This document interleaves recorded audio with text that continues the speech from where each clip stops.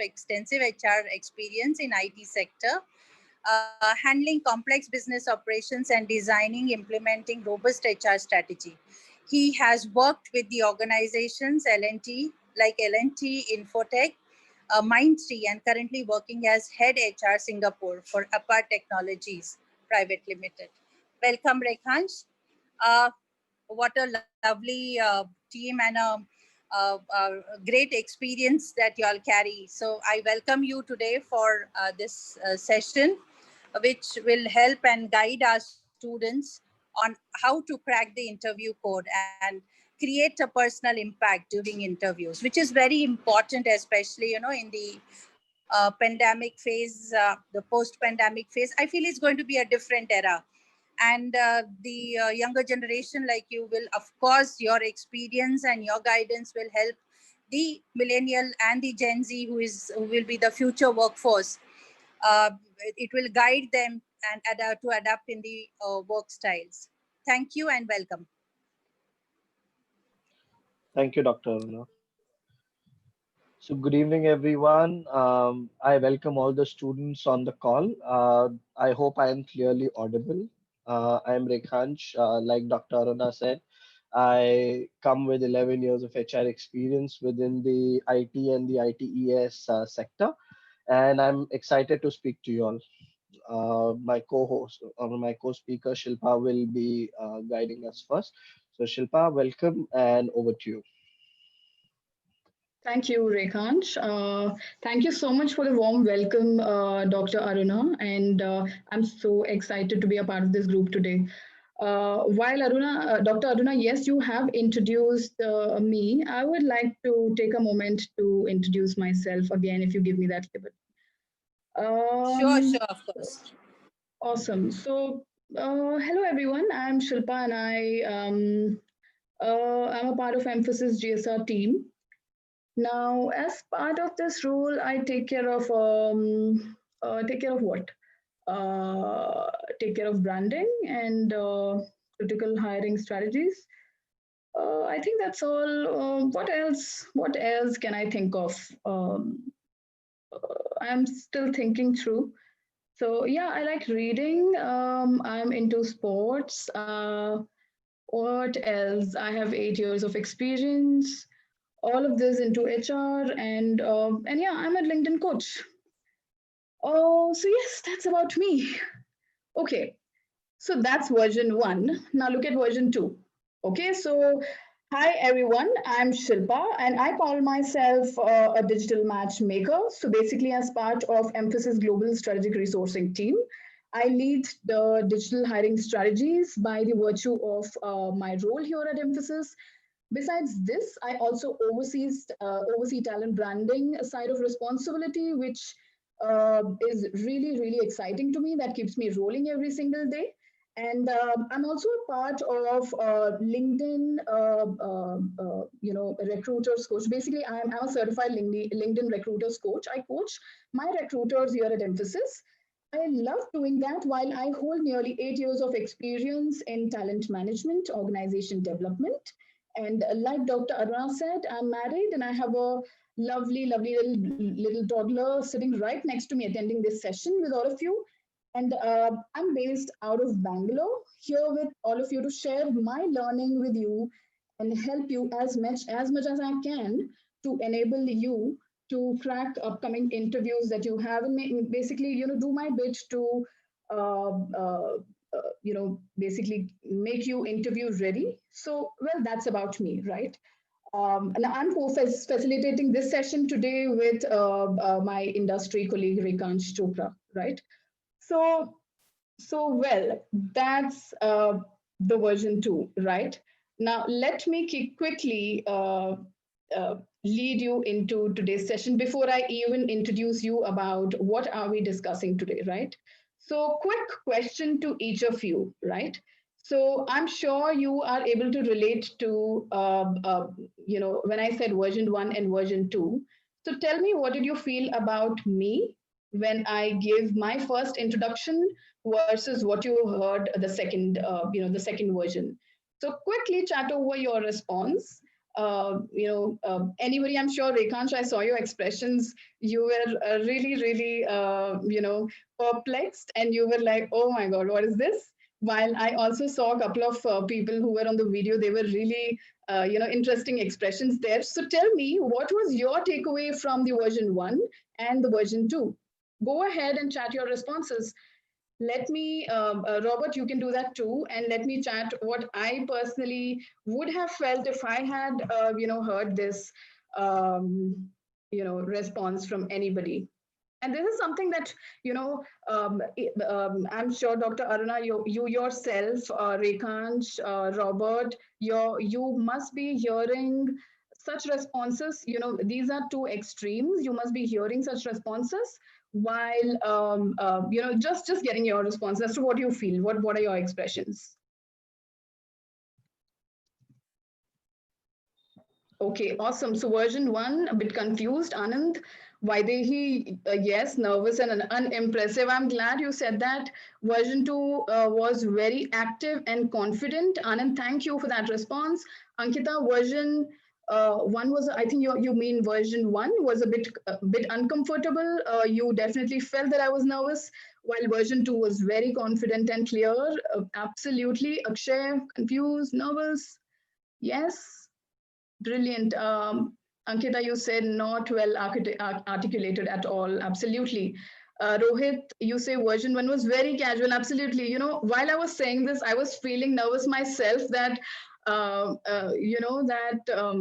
don't know, portraying about myself for the first time, definitely that way sounded to me myself confused. I deliberately wanted to be sounding confused. So absolutely amazing responses there, Ankit. We too clear and confident. Brilliant. So amazing responses out there. I'm going to quickly share my screen, and please confirm once you're able to see it. Right. So that's my screen. Tell me you're able to see it.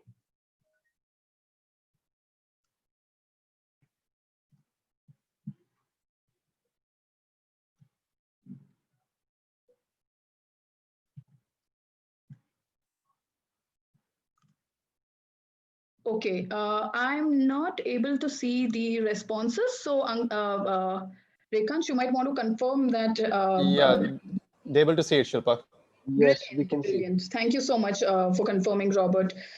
Awesome. So, with that note, you kind of know what we are going to talk about. We are going to talk about the, some of the tips and tricks that, me and Rekhansh are going to share with you today. Track your interview. I know that a couple of you have already started attending interviews. Maybe you're doing amazingly well already. Some of you are, you really want to refresh your learning. You want to learn. You want to take away a couple of things out of this. While the entire purpose of this course is that, right? Basically, prepare you and to make you interview ready. So, with that, I'm going to lead you into, what is the content that we're going to talk about today, right? So, we are going to touch base on four things today. First, of course, purpose of an interview. I'm sure this is a very basic, content that we're going to discuss. You might find it very basic, but we are going to tell you as to what me, Rekhansh, and of course, Robert, I would love to hear from you as well and contribute to this group as to what you feel. A couple of things as we discuss about the purpose of interview and some important tips and tricks and FAQs that are very, very common while very, very easily missed out, right? So, purpose of an interview is going to be the first thing that we'll discuss today. What to expect, right? So whenever you attend an interview, what are the things that you should by default be ready with? What are the things that you definitely must expect, right? While we will also be discussing with you through FAQs that what are the things that could be unexpected, something really depends on the kind of organization, kind of interview that we would definitely want you to expose you to, basically know what that is, right? And getting up for the details. So these are a couple of things that we will talk about, where Rekhansh will take over and he will talk about how to get up for the D-Day on the day of the interview. What are the things that you must be sure of? and certain do's and don'ts, right? Something that we normally maybe miss out, while ensure that you have all of these four things in hand whenever you're going for an interview, right? So, with that note, I'm going to lead you into something very interesting. Okay.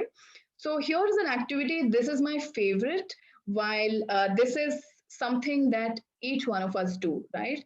This definitely the first thing that you notice in anybody that you meet. While, of course, I would like to understand from you from a perspective of a professional setup like an interview, while tell me, in general, what is the first thing you notice when you meet someone for the first time? So I'm going to stop sharing my screen for the fact that I want to look at the chat box while. So a lot of responses are coming in. Probably I'll add in Shilpa just Sure, to help you sure. there. Awesome. That will be So awesome. people are talking about appearance, body language, the attitude. Oh, somebody's talking about smile. Okay, you like a Wow. smiling face, don't you? Absolutely. So Brilliant. it is. So you can see body language, confidence, openness in communication. That's a lovely input. Awesome. Attitude. Sahi talked about attitude, confidence, Mhm. speaking style, Speaking openness in style. communication. Brilliant. Okay, that's a lovely perspective from Parinita, who's saying if they make us feel comfortable. Absolutely. I mean, I think that's very, very interesting response, Robert, and all of you. Don't you think that the moment you meet somebody and you find that person is smiling and actually welcoming, you would feel like talking to that person further, and that's your first instinct about anybody, right? So that's very important, and I'm glad that there's a response that has come, around it. What else? What else do you feel? When you meet somebody for the first time? So the responses like way of interaction, dressing, the way she greets, posture. Go on, guys. Keep the responses coming. How approachable they are. Joel says how approachable they are. Very well. Eye contact. Bhagyashri says eye contact. Awesome,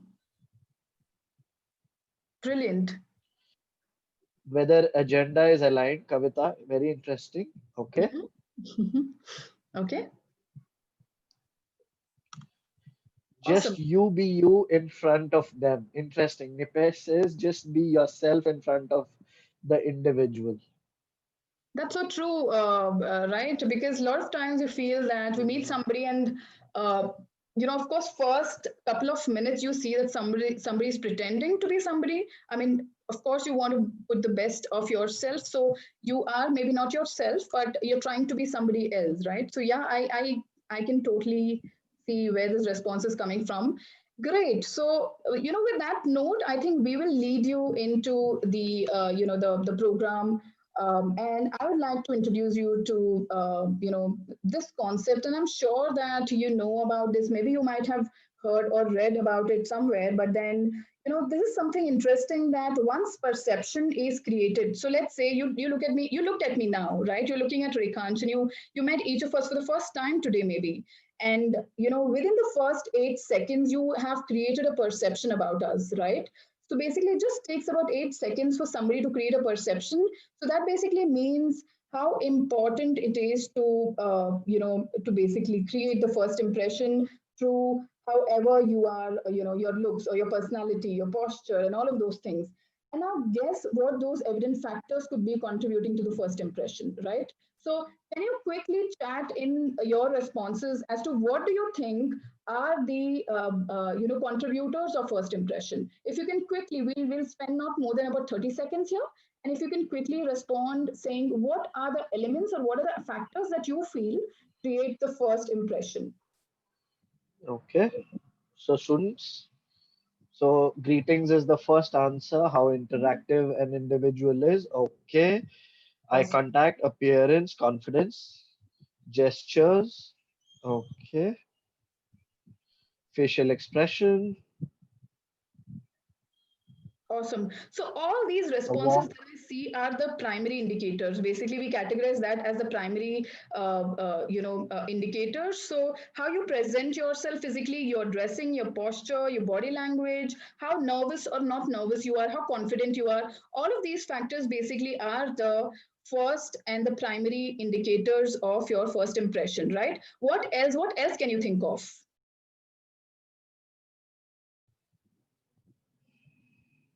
Punctuality. Okay. Okay, yes, yes, absolutely. That's exactly the response I was looking at. How punctual you are. So, Voice basically, modulation. great, great responses there. Voice modulation. How aware and knowledgeable an individual is about the topic that they speak.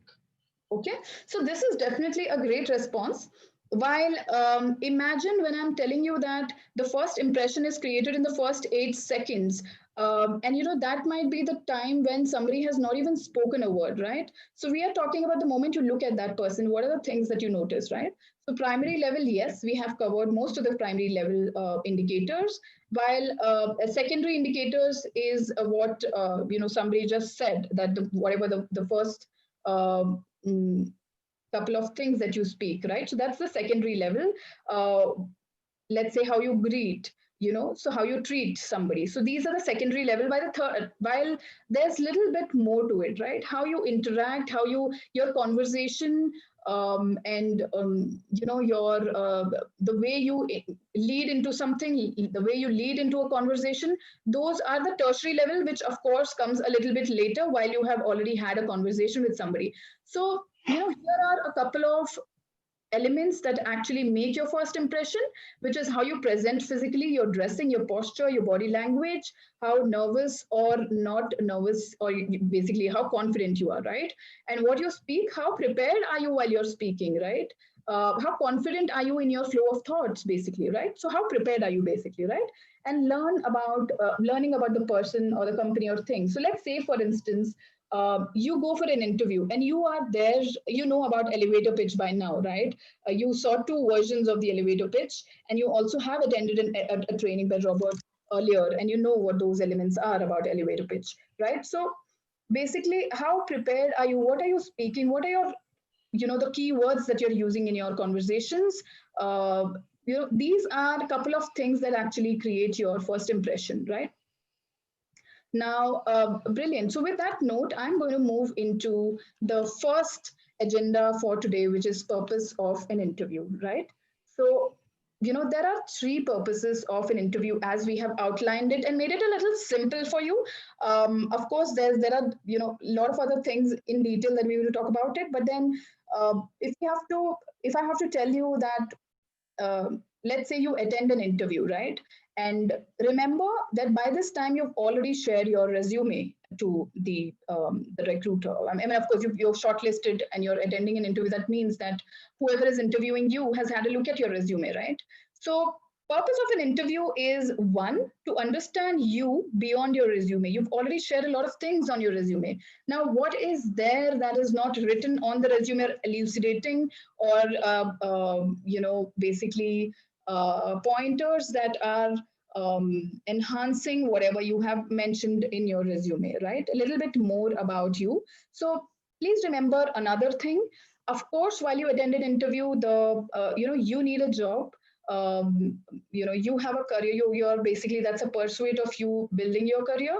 Well, please remember that just as much as you need the job, the recruiter needs a candidate, a potential candidate, right? So it's absolutely a win-win conversation. Just how you are desperate for the job, the recruiter is desperate for a candidate. So it's just the matter of how convincing, how much are you prepared, and how can you crack this interview. It's all that defines the whole, the factor of win-win, right? Now I'm moving on to the second one, which is the fit test, right? Which is a very important purpose of an interview, right? It's basically to understand how do you fit the organization.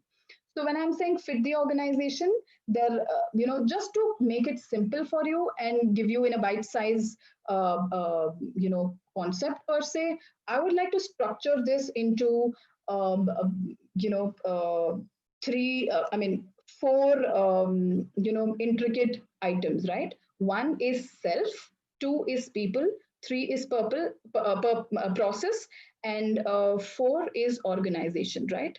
So self, people, process, and organization. So when we say a fit test, the fitment is about how good are you in terms of your knowledge, skill, abilities, of course. But what is also very important and what the interviewer is checking in you is the competency, right? What kind of role that you are, basically are attending the interview for, and how fit are you is defined by these four elements.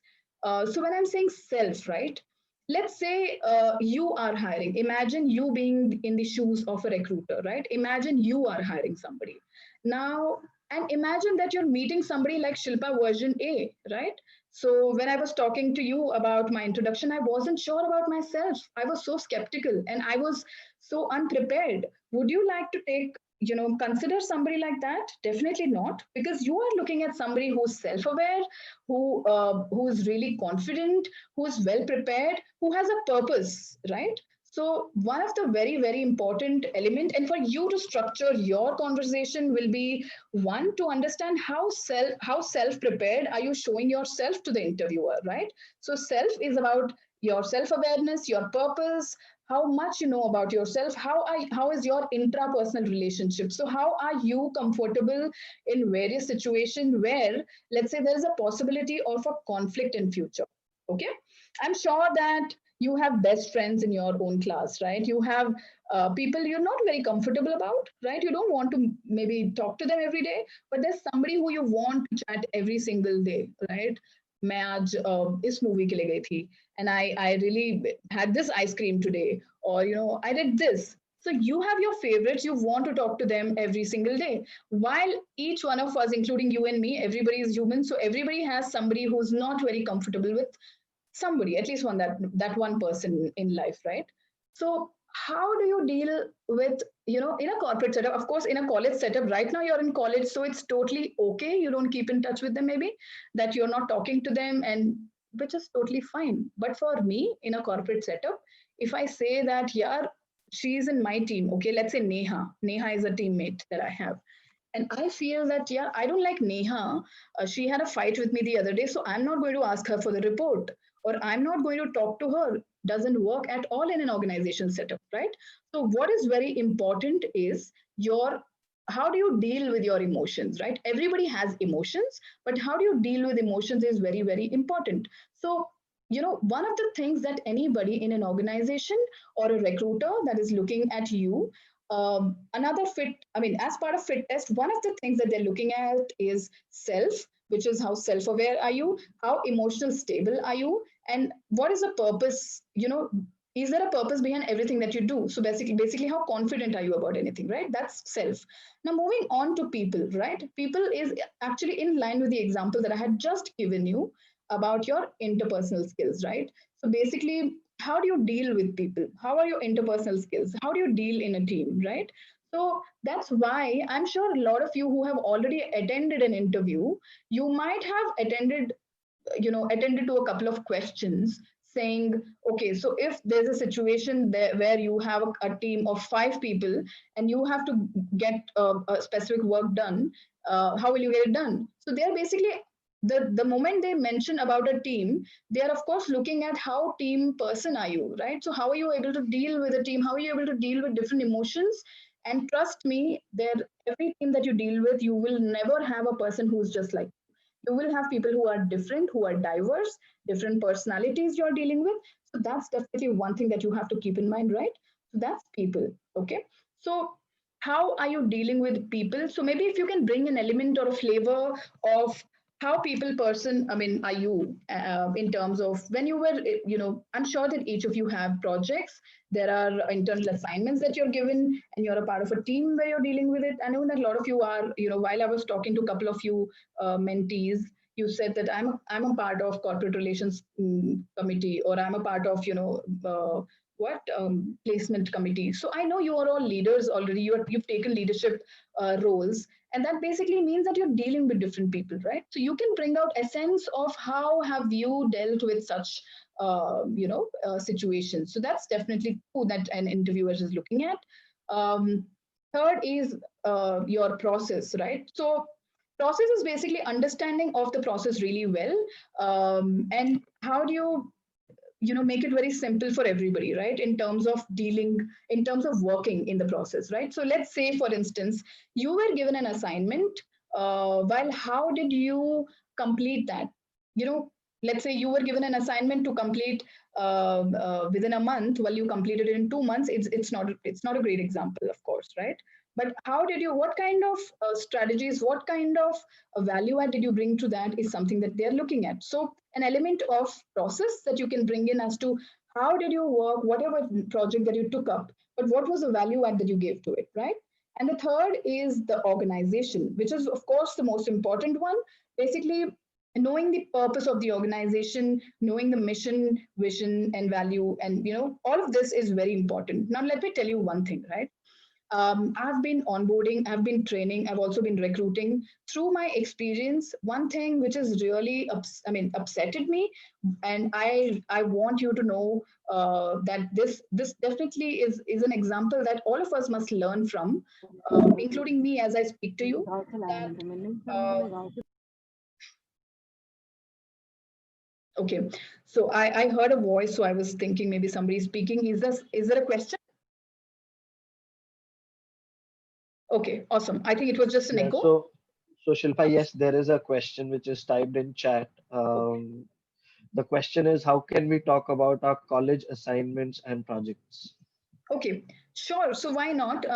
So just as I was telling you, to structure your conversation specific to the second purpose of an interview, which is basically the fit test, right?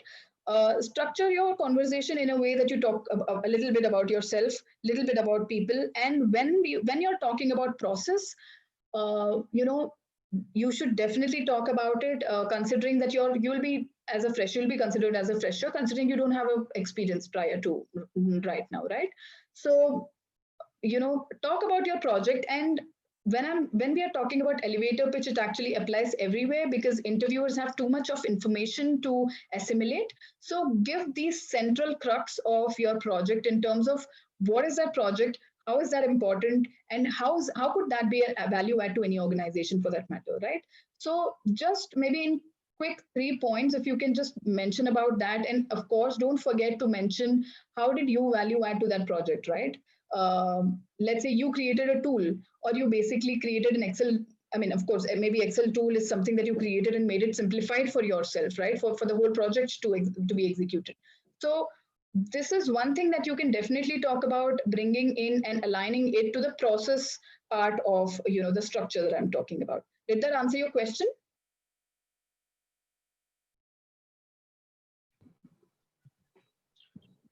All right. Yes. Sure. So I'm moving on, considering that answered your question, to the next element, which is the organization, as I was saying, right? What is very important, and I was just telling you that something that is important for all of us to remember is when we go for an interview. It's very important that we know what the organization is all about. We've really learned about the job description well, and there's nothing wrong in going back to the recruiter, saying, I did not really understand. There are jargons. I understand there are jargons in JDs a lot of time. You might want to go back and check, which basically shows that you're really inclined, you're really interested to know more about the job description, which is totally fine. But please be sure of whatever role that you're applying for or you're attending, right? That is one of the big mistakes that I have noticed that a lot of candidates do, that they either don't understand the JD really well, and they have not learned about the organization at all, right? So one thing that I normally answer in a couple of my onboarding sessions I used to do in my previous organization is, who is the CEO of the company? And I was really taken aback when I wouldn't get response from somebody saying who the CEO of the company is. So, these are some of the basic questions. Of course, it's important that you prepare really well in terms of what are the latest trends, what are the latest happening in the organization that you're attending the interview. But yes, very important that you're really well prepared in terms of organization. So while I'm talking about that, also ensure that you know what is the purpose of the organization, what kind of business is the organization into, how does that fit into the entire industry, right? So just a basic information about the organization will be a brilliant value add, right? So that is basically the structure that I was talking about in terms of what the fit test is that the recruiter is looking at, and how can you structure your response through self, people, process, and organization, shortcut method, right? Now, the last one is technical and culture fitment. So, interviews also identify the uh, candidate and value fitment, right? Basically, you have your personal values. Organization has certain set of values that they have defined, and that basically defines the organization culture, right? So how does that fit into you, right? That how do you fit into that organization? That's very important, right? And of course, technical fitment. What is your knowledge? What kind of skills do you hold? What kind of technical knowledge do you possess that actually make you a part of this, right? So to enhance this particular aspect of the interview, you might want to talk about your certification. How have you evolved into that particular sector of the subject that you are attending the interview for? But basically, what kind of value add, what kind of enhancement do you have from a technical standpoint, right? So with that note, I'm quickly moving on to uh, the next bit of it, which is what to expect, right? So basically, it's very straightforward, right? There are a couple of things that I have listed down here. One, expect the unexpected. So please be ready for everything that is coming your way, right? So expect the unexpected is one. I'm going to walk you through a couple of FAQs, and of course going to tell you, briefly walk you through the elevator pitch. While I know you already are pros at elevator pitch, Robert had walked you through and you all have already started working around it. So I know you've aced the elevator pitch, and I know that a lot of you mentees have already created your elevator pitch, shared that. I have been receiving a couple from my mentees, and that has been added to the LinkedIn summary, which is a brilliant practice, right? So that is something we will quickly touch upon. While please be ready to face anything, and that's the mantra, right? That's the first step, right? So there's no set formula actually, if I have to tell you, right? So there's no set formula of what can be asked. Well, normally there are some FAQs. That's something that I'm going to tell you. While one thing that I would suggest you to do is research the job thoroughly, right? Just as I was telling you some time back, the interviewer can definitely ask you about the organization, and he has all the rights to do that, right? So he can ask you about who's the CEO of the organization, what is the organization all about, and such basic questions, right? So research the company enough, research the job enough, right? If possible, see what are the people. LinkedIn is really a boon to a lot of us, because one of the things that you could do, and I definitely did when I was starting my journey.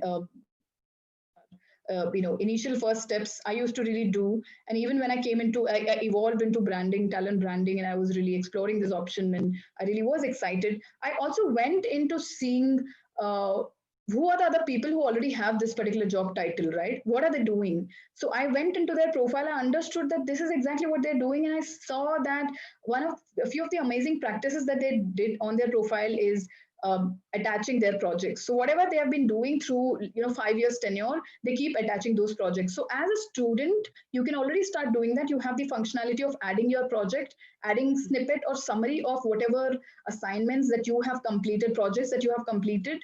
So add that to your profile. That's one of the practices that you might want to follow. While yes, very important that research the job. So researching the job could be through LinkedIn, through the existing profiles, people who are already in that role. Try to understand that, talk to your peers, talk to the recruiter, and yes, you have all the rights to check more about the job, right? And talk to anyone who works there, right? Most importantly, if you feel that you would also like to know about the culture, you would also like to know about your value fitment, do this, right? and practice your response. So some of the questions, that could be asked, considering that this is a specific profile and JD enough. So practice those responses, have certain FAQs that you can create and then create responses yourself, right? So be prepared to ask questions as well. Besides, you are, of course, asked, there'll be various questions asked to you. Be prepared to ask questions as well. Wherever you feel that you are not really clear enough, even in terms of your job role or something that you need more information about, you're most welcome to do that, right? And yes, so of course, few of the other complementary, pointers that I would just like to say here is dress up well for the interview. It's your big day. It's really important day. Practice good non-verbal communication. So your body language is important. Basically, one thing that all of us know is when you're really crunched and crushed, that naturally shows that you're not very comfortable. You're sounding a little nervous. While you're very open and you're very sitting quite comfortably, that means that you're comfortable, and you're very confident, right? So these are some of the things that I would suggest to nail this particular piece of the first pointer that I'm suggesting, right? And second one, moving on to the second one, which says all eyes and ears on you, right? Which of course has to be, right? Because you are the important person there. You're attending the interview. So what really matters is how you appear. So basically, your appearance. These are the five very, very important things that we keep reinforcing: appearance, how you appear. So be it in terms of dressing up well, or in terms of how you really portraying yourself confidently. That's very important. So basically, your confidence, your KSA, your preparation, and your inclination, right? So how inclined are you to to basically join the interview? I mean, join the company, right? So that's second. Third is your interview style, right? So there are various interview styles. Of course, virtual mode is very, very popular. While these are some of the interview styles that I'm going to expose you to. One is individual interview. Individual is very straightforward, that most of you are exposed to. Individual interviews. I'm sorry about that. So in individual interview format, typically involve only the interviewer and the interview. So basically, it's going to be one-on-one, right? So you and the interviewer. And oftentimes, the individual formats can encompass different interviewing styles involving behavioral or situations. So that's something that we are going to talk about in the interview type. That's the fourth one that we are going to discuss, right? So it could involve anything, while it's very straightforward. It's one-on-one and general interview questions about the background, your experience, your strengths and qualification, your job specification. Such things are normally asked on an individual level, right? While for a group interview, right? A couple of people basically along with you, like just similar to group discussion. You have a couple of people coming along. That's one where you're interviewed along with the other people, right? So that's group interview. Well, panel interviews, where you have, it's kind of opposite of group interview, where you have a whole panel sitting in front of you. Normally in defense interview, I'm sure that a lot of you have already attended defense interviews yourself, and you might have even been gone to this level where you have a panel sitting in front of you, and everyone's eyes on you, and that's more like a stress interview to me.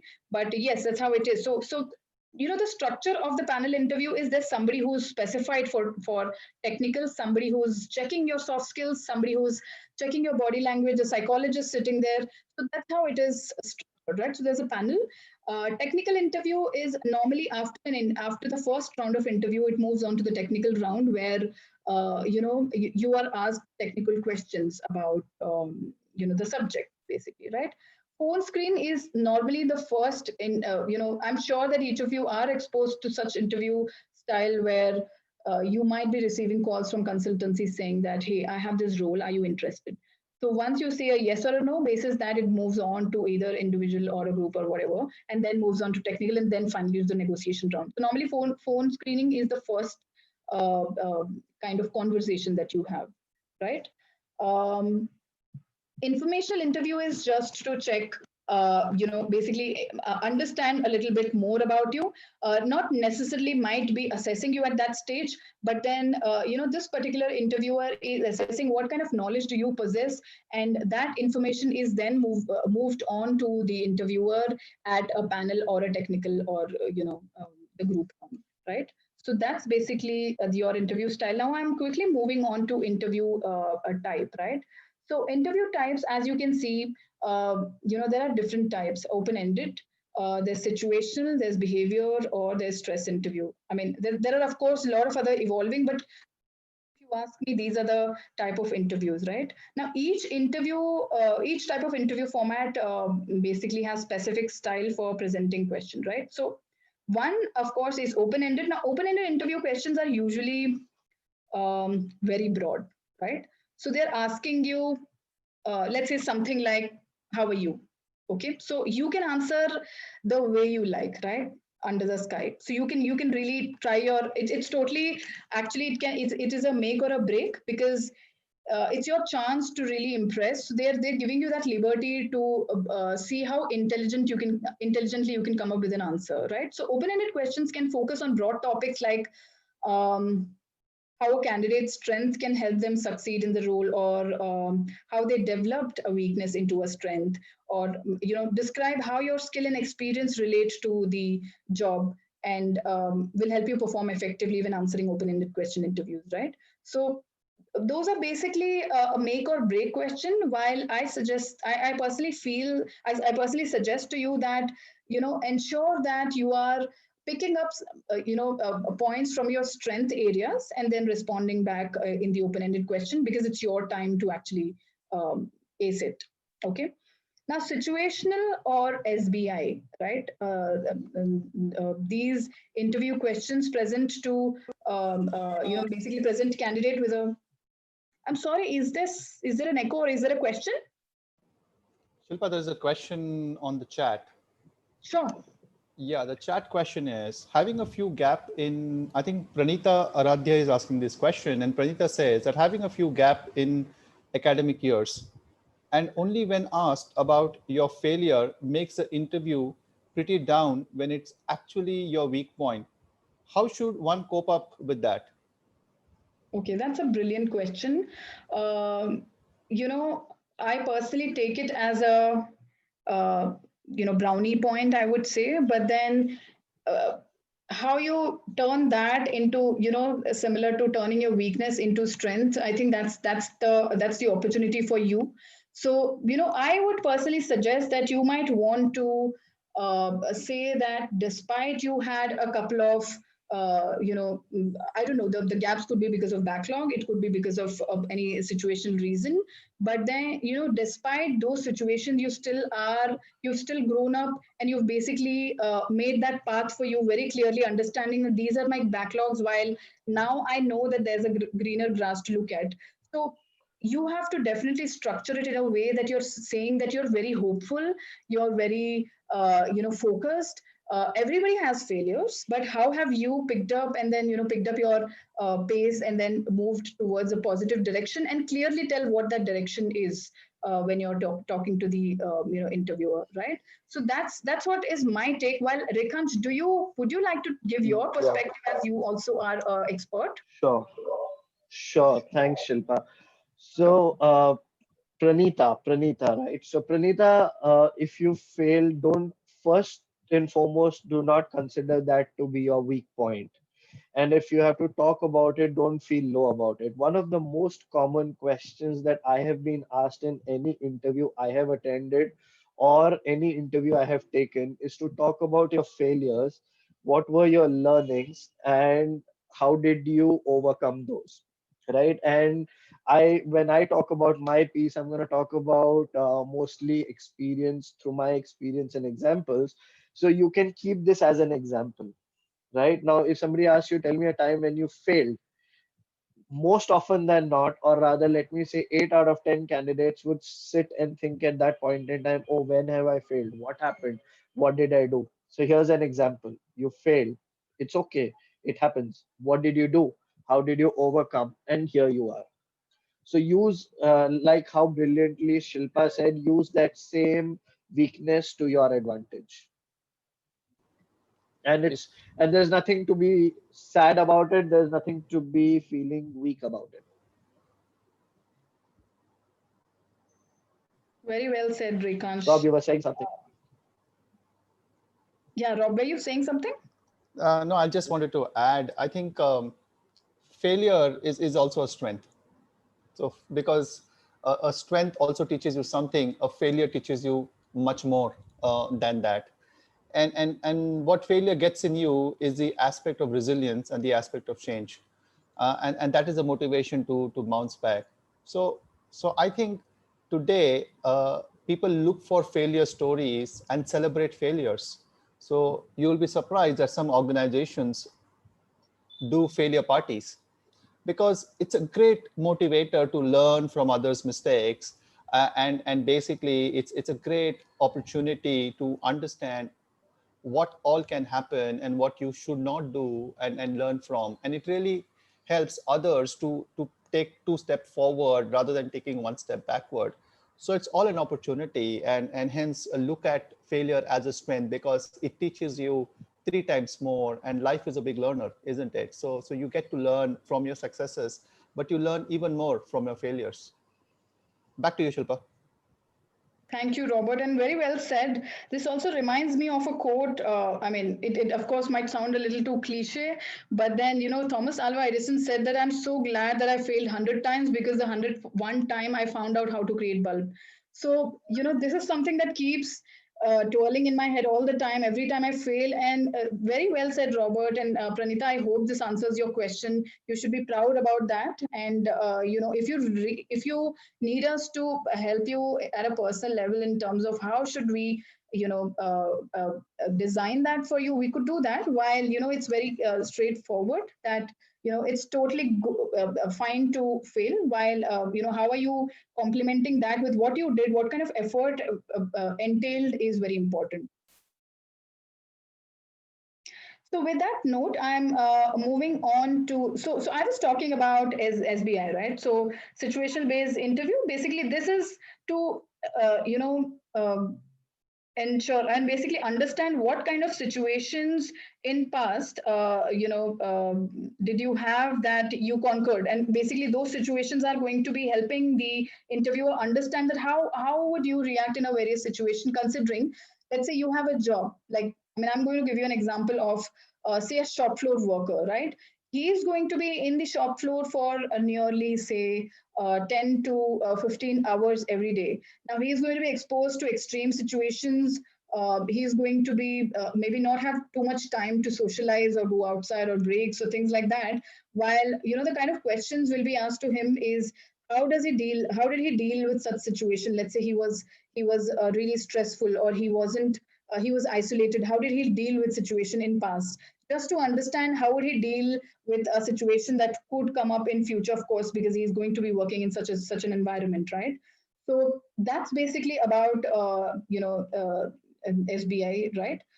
Second one is behavior. So basically, behavior-based interviews, right? So behavior-based, interview questions focus on your behavior in the past, right? So from your perspective, what kind of behaviors did you portray? I mean, let's say that brings out your strength, brings out your personal, interpersonal positions, and what outcomes resulted from those actions, right? From your actions from such instances, right? So this approach can help you highlight exactly what an employer look for, and basically they are looking for, like, what are they looking for is effective communication. How effectively do you communicate? What kind of leadership do you bring out in various situation? How do you work when you have a team around you, right? How much of a team player are you?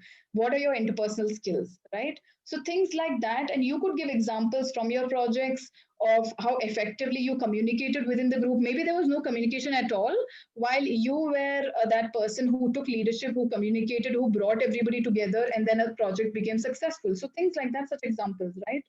So that is one. So basically, this is something that I wanted to discuss at this stage of what to expect, right? Now I'm going to quickly walk you through some of the preparation tips. Rekhanj, do you want to take over, or should I go forward? Yeah, go forward. I'll touch upon Sure. these when I talk again. Thanks. Sure, sure. Brilliant. So, these will be some of the prep tips for you. One thing is something that I always urge everybody to do is create your SWOT, right? What is your strength? What is your weakness? What is your opportunity? And what is your threat, right? Very important that you create, you understand what kind of strengths do you have, and build story around it. So I know that each of us have downfall, and everybody is human. Even the interviewer who's going to interview you has had downfalls, has had shortcomings. But what are we bringing out here? Very importantly, is what are your strengths? How important an asset can you be for the organization? So what is very important for you is, and something that I am picking up from the conversation that I had with a couple of you, right? A couple of your mentees, that um, I've seen that there are such brilliant things that you have done through your past projects, in your past experiences, and also currently while you're getting interviewed, and while you're pursuing to go join an organization. Something that I've noticed is the focus on something that did not really work out in the past, right? I would personally suggest that let that baggage go away. Just focus on what's positive. Work on your SWOT. There's a template that you have. I can share as a post work to this session, right? There's a template that I would like each of you to create as a, and follow a journal where you know what your strengths are, and you're building your entire preparation, interview preparation around it, right? So use your strengths to your advantage. Let's say you were a communicator, you were really a leader in a particular project that you took up, and of course you hold those technical skills. But then what was really important is for the project to go forward, which was not going forward because of these soft skills, which are also equally important. And that particular strength in you, when you brought forward, led that project into completion, right? So bring such strengths out. Package story, right? So you know basically, have you seen those nice soaps, homemade soaps, right? Soap making is brilliant. It's easy. It's no rocket science. While have you seen the way that, let's say, a Rexona or a Santur, definitely not to degrade those brands, they are amazing. I love those smells. But then have you seen the latest packaging that you see, with floral shimmery packets versus something that is a plastic cover, right? So it's all about how you package. The central soap, the content of the soap, the raw materials are going to remain the same, but how you actually present is what is the beauty of the whole thing.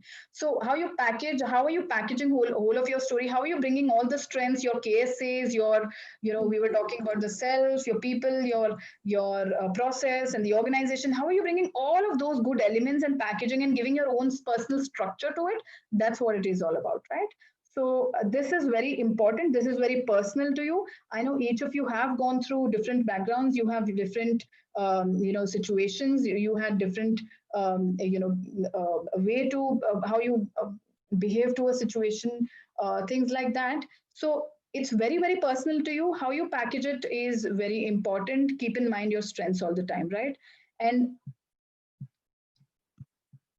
okay, I'm sorry.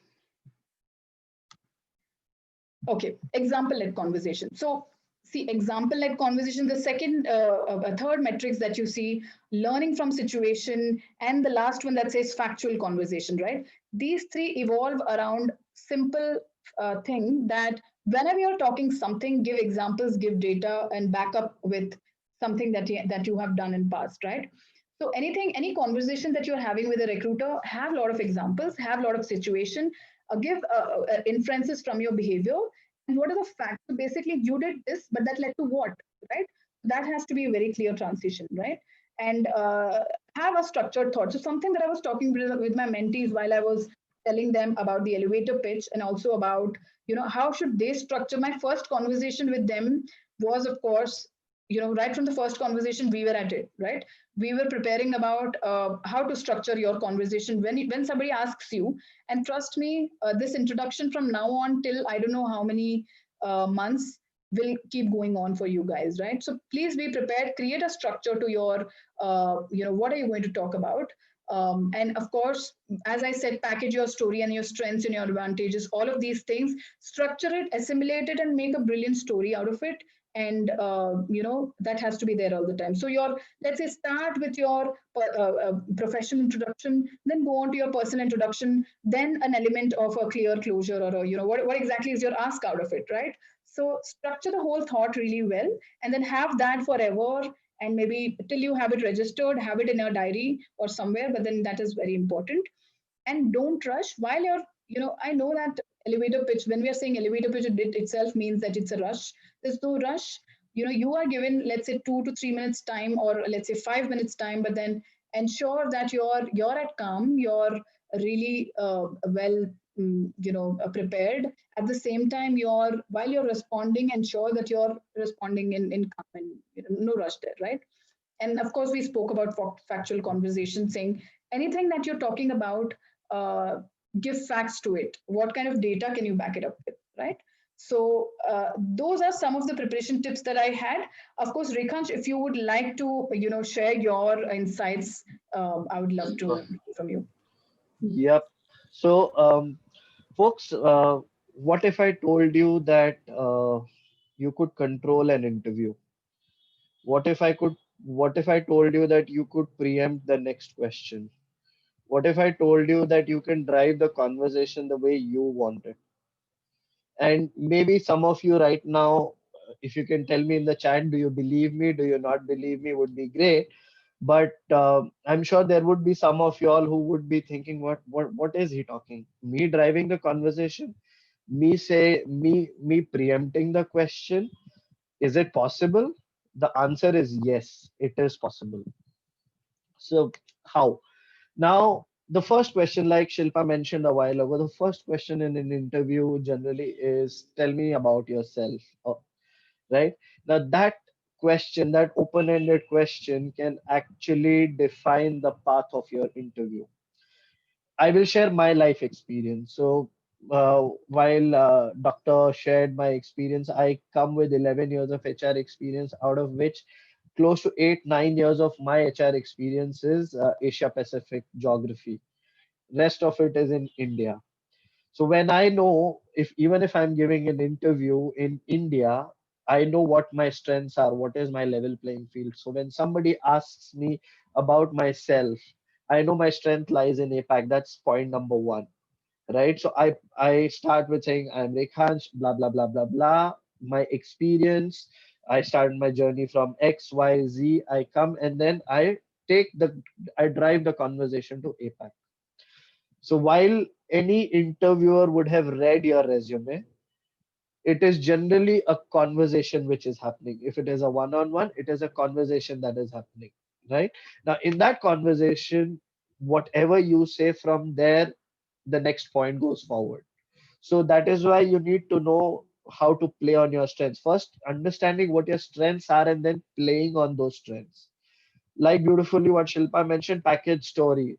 You may remember Uri, you may remember Avatar, but do any of us remember Hamshakal movie?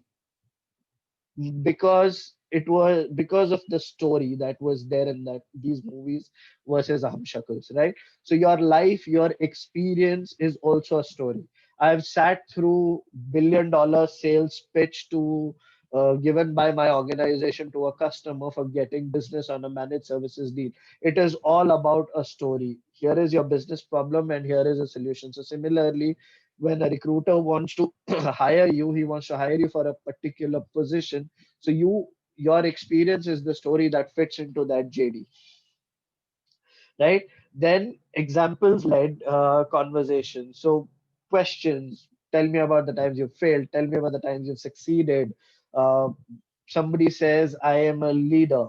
Shilpa asks, how are you a leader? It is important that you bring in that example, because I may say I'm a leader, I'm a guitarist, I'm a filmmaker, for all I care, I may even say I'm Shah Rukh Khan. But do I have an acting skill? The answer is no. But somebody says I say I'm a change evangelist. I have examples to back up my conversation or my story. right? So that is why it is extremely important that you have examples pre-done in your mind. So when you're talking about something, you're talking on your strength and you're giving examples, it is natural that the next question will come from that particular purview of conversation. So you can now preempt while in the conversation what will happen. So that is where your structured thoughts come. It is important to say, okay, this question, I'm going to answer it this way, and it should be crisp, clear, and should not go all over the place. So that's why it's structured. Don't rush. When it says don't rush, now if I start talking like this to you, would you understand anything?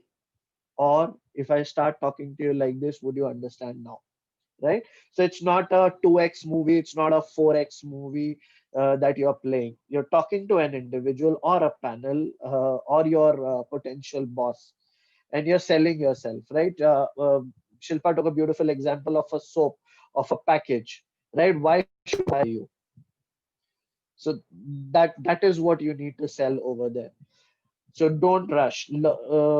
Factual conversation. Now, if let's say in an interview you end up talking about COVID, for example, just taking that an example, and you talk about random stuff about that topic, the person will understand that you have no knowledge.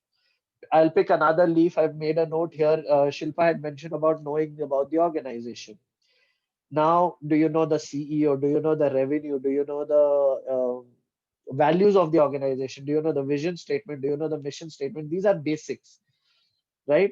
These are very, very basics that you should know for before every interview. When I was sitting where you guys are during MBA, these were some of the pointers which I would always have handy.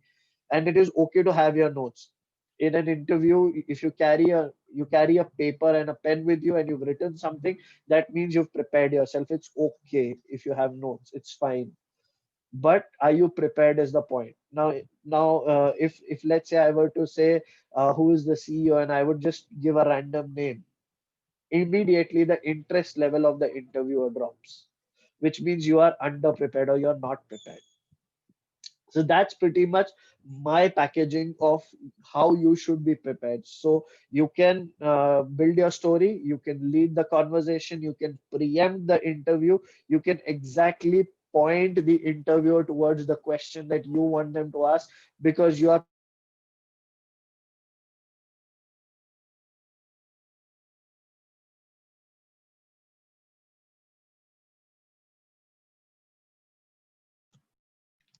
prepared. Have we lost Rekansh? Looks like. Shilpa, Okay, there are a couple of questions sure, in the chat, and by the time Rekhan comes in, let's respond to a couple of questions. So, sure. Shilpa, question for you. What kind of a salary would you like for your next job? So, how do you handle questions like that on salary negotiation? Okay. That's a Sorry, Rob, very I think I got disconnected. No worries, no worries. So we're just taking a question, and the question Yeah. Rekhan shares: what kind of a salary will Shilpa like for her next job? So, how do you manage salary negotiation questions? Hey Shilpa, let me also know how much. I'll quote the same. all Okay, if you right. don't mind, I'd like to answer this question first. Please go ahead. Um, so I had read this. There was a gentleman who had asked this question. Let me tell you, there's no silver bullet to negotiation. Negotiation between two individual is one. Now here's a product, right? You want to buy it at X price. I want to sell it at Y price, and we agree on a Z price. Simple fund of negotiation. There is no silver bullet to saying whether uh, if I say 10 lakhs, is that right? If I say 4 lakhs, is that right? So you should be self-aware. You should be aware of the market. You should know what kind of salaries are running. Now, if let's say for my experience, if I say 25, 28, 30,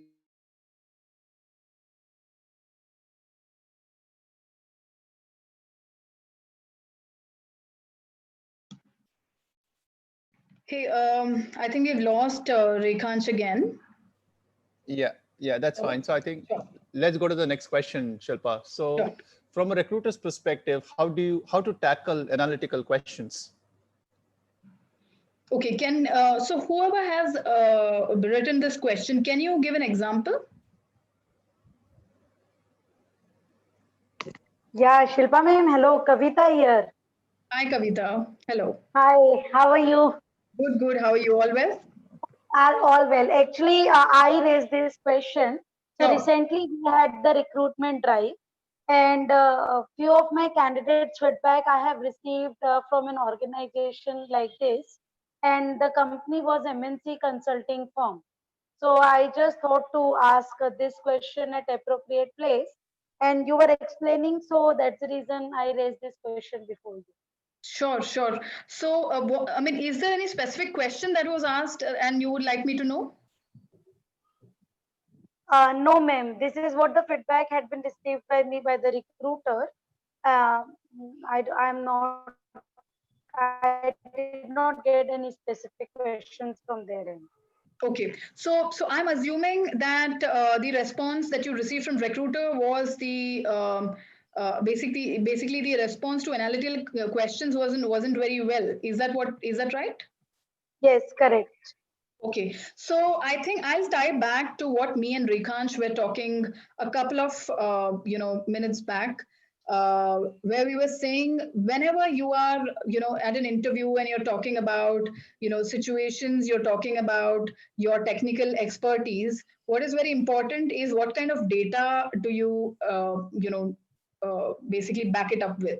So so I think that's the key when you're whenever you're asking responding to something. One, what kind of core knowledge do you possess, and what kind of situation and what kind of data can you back it up with?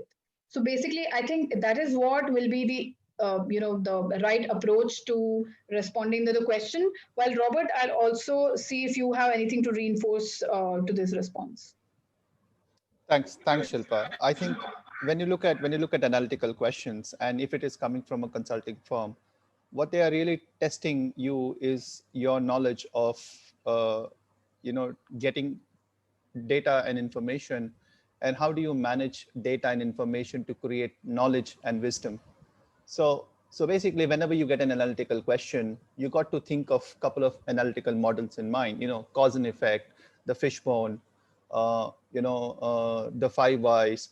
So think about a question in a different context, because what an analytical question is all about is how much of thinking ability you drive, what framework you drive, and how do you drive a different perspectives.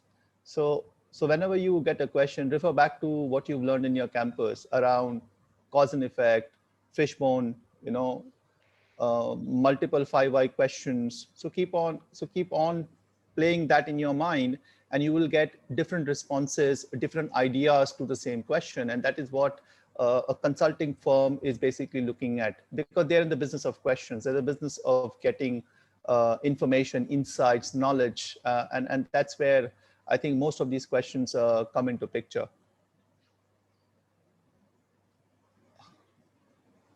Yeah, Rekansha, are you back? Yes, I am back, Rob. Like Amitabh Bachchan will say, "Swagat hai aapka." Thank you. It's evenings are rains here in Pune and bandwidth issues. Sorry, guys. Yeah, no So I worries. guess we have another question here. Because of pandemic, there is a high probability that we will be having an online interview. So any tips and tricks to be kept in mind while an online interview is happening? So I think I'll pass this to Shilpa, who's an expert on the recruitment piece, and then I'll add on. Hey, Rekhansh, I just lost you. I think I have bandwidth issue and I have a suggestion. Do you think you would like to go off video? I really feel that works. And if you're okay. Okay, Sure. And if you can repeat that let question. me try.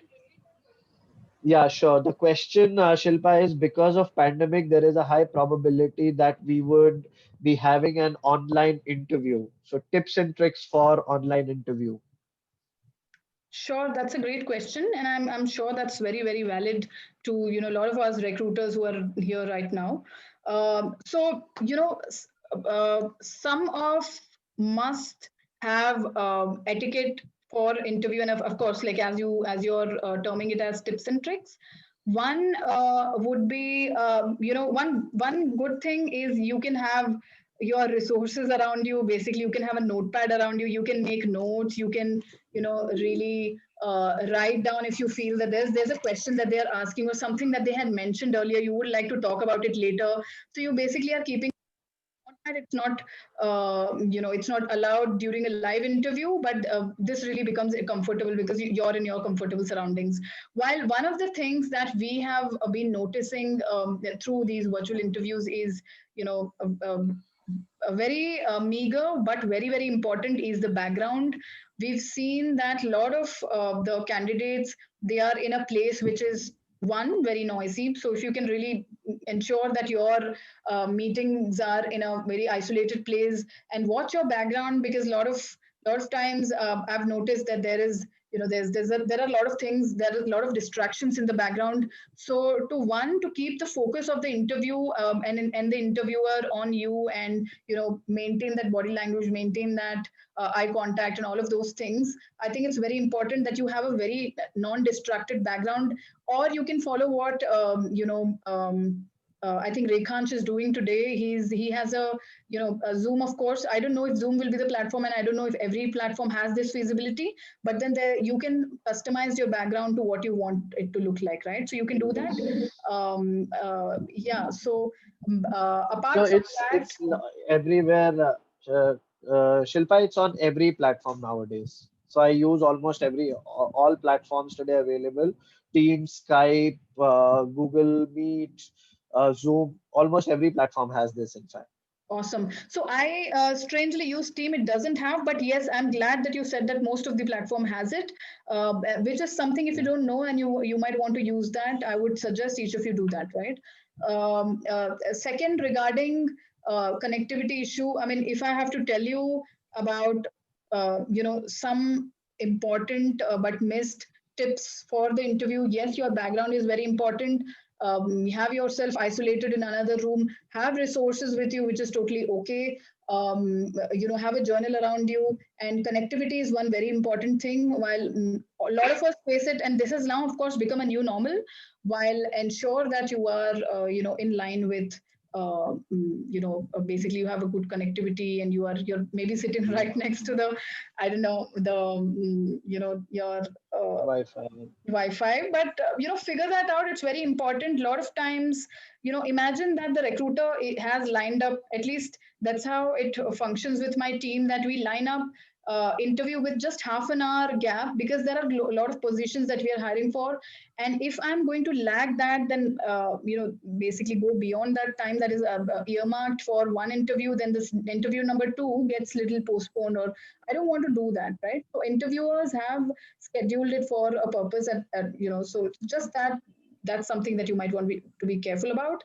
Well, Rekhansh, you can add on to this. Yeah, I think I only have one point additional to what Shilpa said. If you are going on an online interview, please be careful on the platform IDs that you use. So I was doing an interview, or I was scheduled to do an interview a couple of days ago, and the Skype ID was I am dot Jon Snow was the Skype ID. And I'm like, okay, am I going in for an interview or am I watching Game of Thrones? Trust me, before I could even open the resume for the interview, that was my thought. So your elevator pitch, or that 8 seconds, I have a thing in my mind saying this guy is not serious, right? So you guys may have made your Skype IDs or whatever IDs in your teams. It's time to now make a professional one.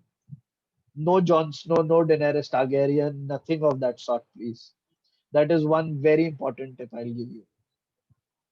Interviewer loses interest, honestly. Yeah, and I think complementing to what you said, Rekhansh, and I feel this is very relevant, that how we frame our email IDs, right? I've also been receiving resumes, and basically noticing those email IDs, and I see Ankita Cool, things like that. I think it's time we become professional in terms of how we define it. But yes, one thing that you might want to just pay attention to would be that. Yeah. I think great And these are responses. small Sorry, things. Sorry, one sec, Rekhan. Sorry. Great Sorry. responses from both of you. I think just we need to be mindful in the interest of time. I think we're about 14 minutes now, nearing the session end time. There are a couple of more questions on the chat, and then probably Sure. we can add more responses. So will work from home affect orientation or induction processes, especially for freshers? Okay, Okay. I'm quickly going to take that up. No, not at all. So just to let you know that every organization is, doing their best and trying creative ways of doing this very seamlessly. Basically the onboarding experience, your induction, and everything. So don't worry, this is not going to affect you, at least not from the information standpoint, because you'll be given enough resources. And of course, as you're attending it online, there are others, just as you are attending one session right now, right? We never maybe imagined a session like this ever would happen. But yeah, so this is the new normal, and induction will not, of course, be of any sort of problem. So is there anything specific that you're concerned about apart from your knowledge? So, Robert, while the person who has asked this question is responding to this follow-up question, we might want to go to the next question. Yes. So Ankita asks, someone who does not have enough industrial experience, what kind of basically examples can be used to convince the interviewer during the interview? So Ankita, let me answer this, and then maybe Shilpa can add. Ankita, you have your own life experiences also, right? Like someone had asked previously, someone who could not clear a semester or some subjects. That's an example of the time you failed. When the time you've succeeded, maybe you attended a painting competition and you succeeded. There are learnings out of that. So your life has those examples and those experiences that can be brought into the interview. It is important to show what your learnings have been and how you have implemented them till now, and you will implement them in further. That's my answer to that question. Shilpa, over to you. Right. I think you've nailed it, Rekhansh. Um, I would have said the same thing. Should we move on to the next question? Sure. No, I don't think we have another question on the board. Sure. Awesome. So I know that there was a follow-up question, and while the person responds and we take up questions at the end, I'm going to move on to the next, the most important piece, right? Okay, so I'm going to lead you into elevator pitch and a couple of FAQs, and then hand it over to Rekhansh to conclude with, of course, a couple of concepts. While, so tell me one thing. So when you watch a movie, how do you decide to watch a movie? Right now, of course, you have YouTube trailers, you have a lot of things coming up, you have ads, a lot of ads. But imagine the time when your parents and maybe my parents were, or my grandparents, right? The time when the communication and the media was very limited. How do you think anybody decided to watch a movie? I see there are certain responses. Rekhansh, would you like to help me with it? So they're saying poster ads. Right. So I think I have led you to the answer directly. Absolutely. So see, now tell me one thing, right? You look at this poster, and this is one of my most favorite movies, Piku. What are the things that are actually catching your attention? Let's take this quick 10 seconds and answer. What are the top 3-4 things that are grabbing your attention? So they're saying actor, Deepika. Okay. Story seems, or trailer seems interesting. Okay. Irfan Khan. These are the kind of responses that we're getting. The title. Absolutely, title, right? So this is your elevator pitch, if I may personify this to this one. Your name, so basically the name of the movie, the character of the movie, and a gist about the movie, and these are some of the factors, and the appearance itself has really made you watch the movie, let's say, right? That's exactly is your elevator pitch. So what's very important is treat your elevator pitch like your movie, like your trailer, or your, basically the banner, right? So your banner will have the most, maybe the best elements, right? And that's exactly what you have to show, and bring out in your elevator pitch, right? So your elevator pitch is your movie poster. And with that note, I'm going to quickly get into a couple of important things. One, basically this is your chance to get sold, right? So this has to be the best. And so what are some of the things that you must include as part of your elevator pitch? I'm going to quickly lead you into this due to want of time. And as a postwork, I'm going to share with you a couple of samples, but this is something that you need to definitely keep in mind, right? So it needs to be quick, 20 to 25 seconds introduction that covers about who are you, your background, how your connection to the organization. Of course, you're not yet connected to the organization, you're not yet an employee of the organization, but then how do you connect with it, right? How do you, what do you know about the organization? Why do you want to join an organization? Let's say Mercedes, right?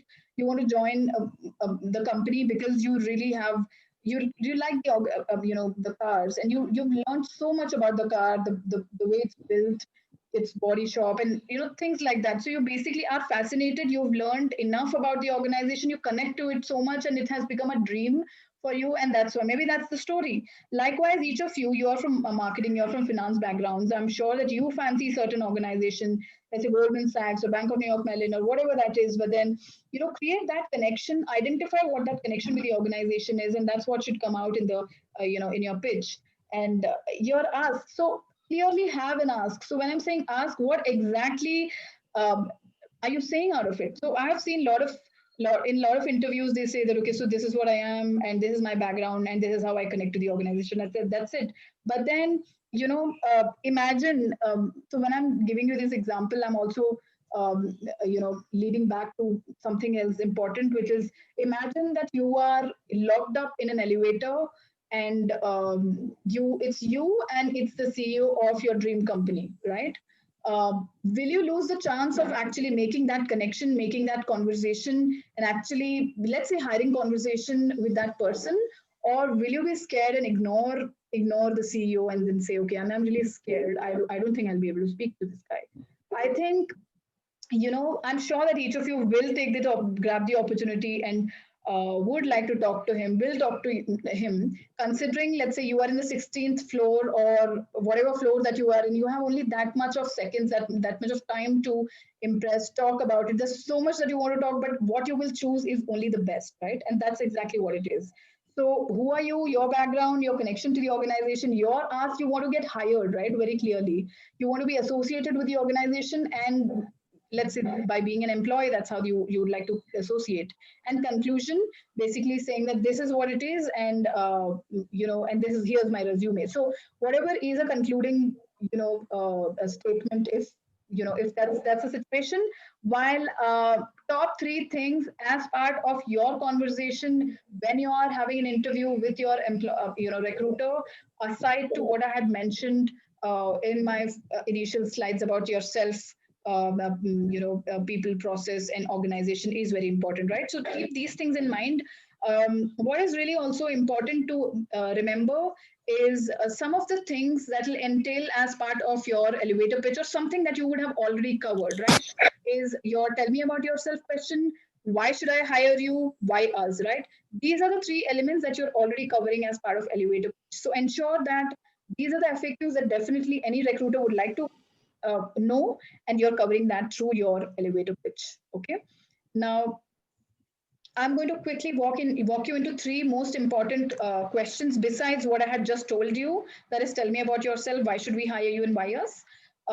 What is your created strength, right? This is something that I have been reinforcing through this conversation today, saying that please identify, do your SWOT first of all, be aware about yourself. Self-awareness is very important, and how you package your own conversation, how you actually sell yourself is very important. And when you're selling yourself, you want to be the best. You want to talk about your strengths, and of course, everything that has been there that is real, right?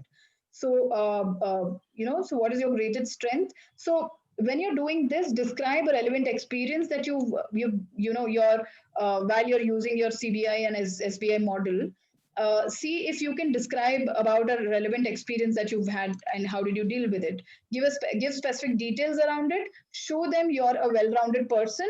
And very important is basically the KISS model, right? It basically is keep it simple and sweet. So don't give too much of jazz, too much of information around it. Keep it simple. At the same time, very important, talking all good things. I mean, all positive and all evolutionary things about you, right? So some sample answers are on the right side. I'm going to give this sample response, while for the other two FAQs, I will give that as a post work due to want of time, right? So my greatest strength is strategic thinking. I'm often able to quickly spot patterns and issues and create alternatives before my teammates even realize there's an issue. So this not only enables an early fix, but also saves time and focus for the entire team. One such situation was my recent summer internship at an organization XYZ, considering that you guys have been interning right now, right? So you might want to identify, I know that this is just a sample.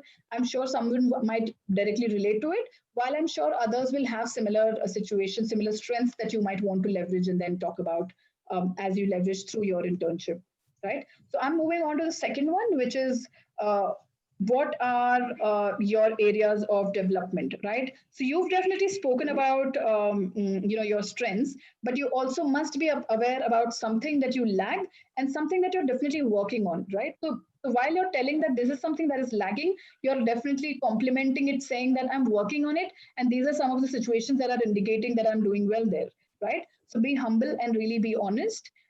Choose a trade that is not too relevant to the job, maybe, or maybe not directly affecting. Even if you feel that it is affecting, how are you working on it? Why? How have you evolved? How have you made those changes? And how are you right now? It was maybe affecting you in the past, but now not right now, right? Because that's very important. And show them how you managed it. So how did you basically evolve through that, right? So that's second. And the third one is tell me about your leadership experience. This is something very important, and we've been speaking about it. Describe about the situation, get into the action. So when I'm saying action, what are the facts? What are the backup information that you can give in such experience that you're quoting, and what kind of results did it lead to? Right? What was the impact of this?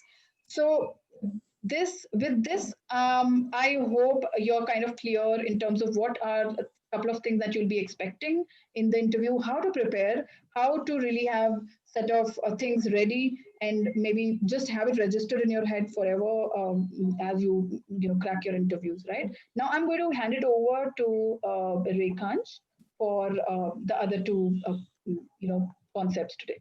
Rekhansh, over to you. Hello, hello. Yeah. Can Am I hear you. audible? I'm audible. Yeah. So I think, guys, this was about gearing up for the D-Day. I think we've covered most of it. I would like to see some questions if they can come in, and I can answer them. I'm cognizant of the time. We have last 2 minutes, so if there are any questions, I'll be happy to answer those. Quickly, type it out, guys, if you have any questions.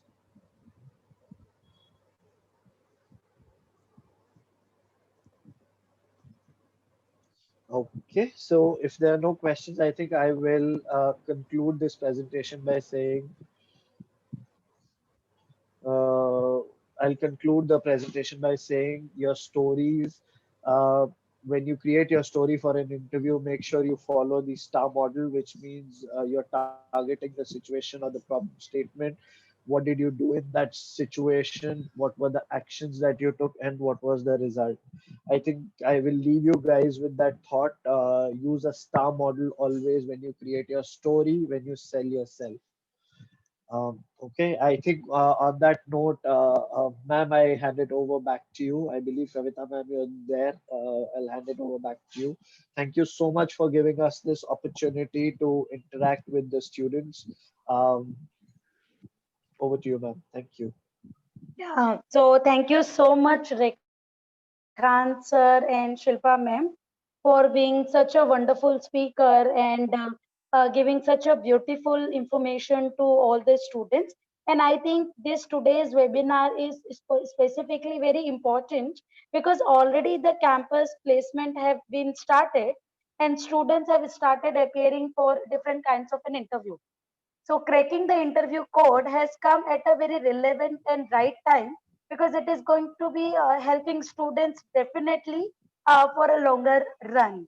So I'm very thankful to both the speakers because I was able to hear both of you and I had lots of takeaway. I mean, specifically, I'm working with my institute since 12 years, and this 25 to 40 seconds about introducing yourself is something I always believe is a big game changer. So you all have made it very simple. Madam has suggested us follow keep it simple and short model. So I'm sure that now students must have copied everything, whatever had been discussed, and given every details, and accordingly students will be able to make their interview, not break their interview. So I have written everything on my book. Two, three things which I found very, very crucial, while making the gist of your today's webinar, wherein one thing which I have understood very rightly, which Shilpa madam said, for cracking the interview, it is very necessary to be the better version of yourself.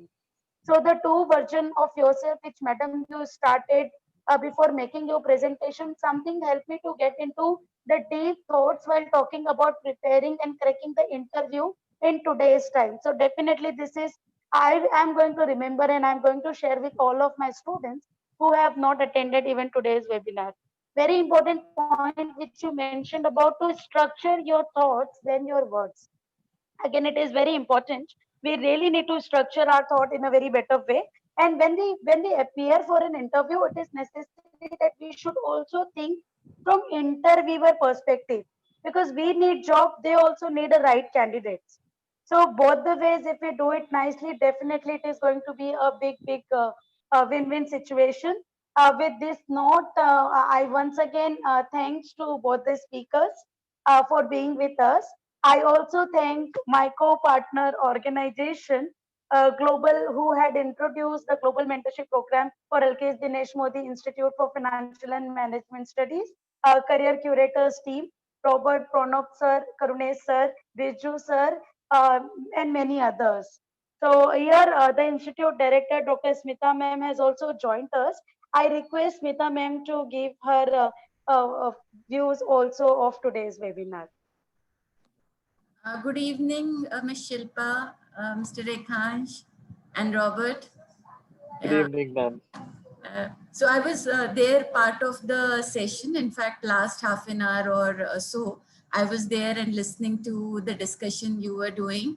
And as Kavita said, all of these tips which you offered to the students are very meaningful, because Kavita definitely must have also spoken before I joined, that what we have observed is that during the placements, generally the students lose out because of certain points, certain carelessness, which, carelessness in terms of attitude, which they depict. Say, for example, sometimes discussing compensation and being too much adamant on what exactly they want in terms of package.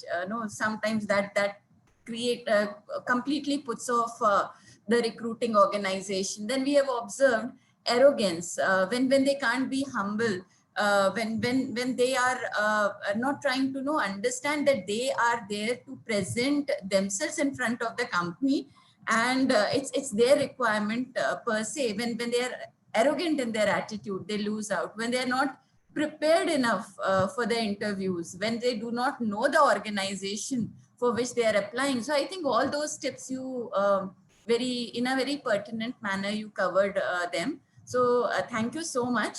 And I'll say that we are fortunate as an institution. We are extremely fortunate that we are getting this exposure. The students are getting this exposure, and I hope that they realize the importance of what's going on. It's not every day that corporate like you all join, corporate like Shilpa or Rekhansh or Robert, they join and talk to the students directly about how do they prepare themselves for cracking the interview. So it's a very rare opportunity where from not just India, we have connection from abroad and direct interaction is happening. So I just hope that the takeaway which they are getting right now, they really understand the importance, meaning of this, depth of this, and benefit from the same. Thank you once again, as Kavita has said, but I'll just once again quickly name the partners. So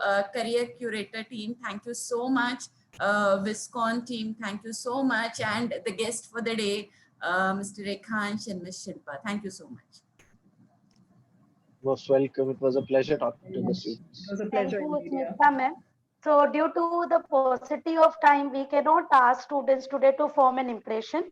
But if you see the feedback form, we have also created one question about your one-liner takeaway from today's session. So if any students would like to ask more question to the speakers, so they may mail it to me. They may mail it to me directly, and also they may also mail to Robert sir. So just for the information to the speakers, that we have spread out this information to our multiple forums. So today, the program, the session who are attending are not only the students of my institute. In fact, we have students from different various reputed institutions also, like Aditya Institute, NMIMS, Sydenham College, and many others. So with this, I request all the participants to kindly fill up the feedback form. This is very important for us to, and also for other participants, we have our fourth webinar with career curators on 27th October.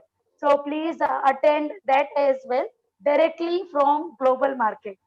So with this, I think we have said enough. And with this, Robert sir, with your due permission, we may sign off of our today's day. Thank you so much, ma'am. And have a good evening, everyone. It was a pleasure talking to you. Thank you, Shilpa. Thank you, Rekhansh. Thank you, Smita, ma'am. And thank you, everyone, for coming in. Have a good evening and have a restful day ahead. Cheers. Thank you, everyone. Thanks, Rob. Good night Thanks. to Bye. all my Singapore friends, because it's already 10:30 over there. So still you are with us. So that's amazing. So I am very excited, So because of this COVID, I was able to get connect with my Singapore friends. And now I say friends rather than saying our collaborators. So thank you. Being at 10:30, you are with us. Good night. And for us, it is good evening. Take care. Take care. Good Bye, night. guys. Bye. Good night. Good night, everyone. See you. Bye. Thank you. Thank you, Smita ma'am. And thank you, Deshpande madam also for giving a lovely introduction. With this, we are signing off of today's program. Yeah. Bye.